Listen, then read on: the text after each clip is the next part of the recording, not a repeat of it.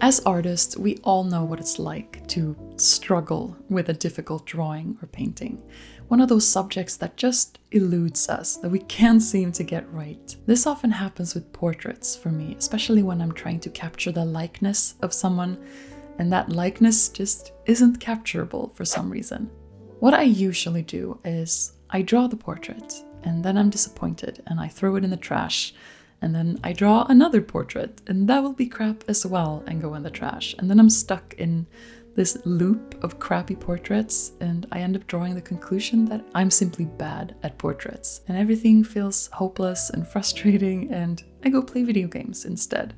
I also happen to play the piano, and it struck me one day how differently I practice the piano compared to how I practice art. When I practice piano and I get to a difficult section of a song, I will go over that part again and again and again until I nail it. And it always makes me super self-conscious because I know how annoying that can be to listen to, but it's really the best way I know how to do it. So what would it look like if I applied this approach to my art practice? Well, there's already a term for that actually. It's called iterative drawing or iterative painting. And it was when I discovered that and started using it in my art practice that I saw dramatic improvements in my drawing skills.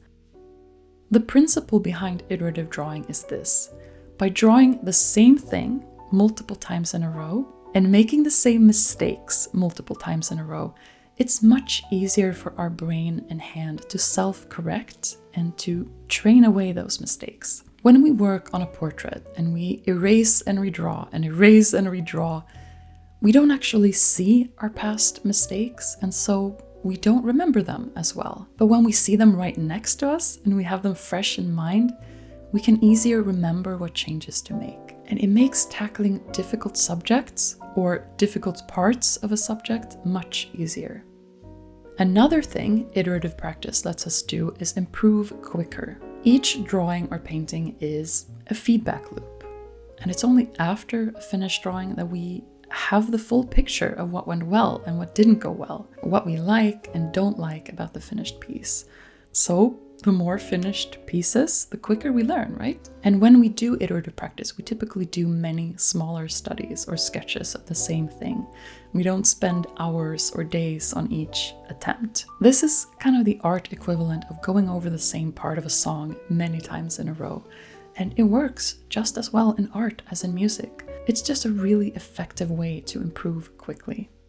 Try it out the next time you're tackling a challenging drawing or painting. Or if you get sick and tired of always messing up the eyes or hands or teeth in your drawings. Instead of drawing it once, draw many small versions of the same thing in a row and see if you can chip away at your weaknesses and mistakes. I'm willing to bet money that your last iteration will look a lot better than your first. That's my tip for today. And if you want more art practice tips, check out my free email series, DIY Art School, where I show you the exact steps I took to learn art on my own in a fairly short period of time without burning out or getting overwhelmed or demotivated. The link's in the description.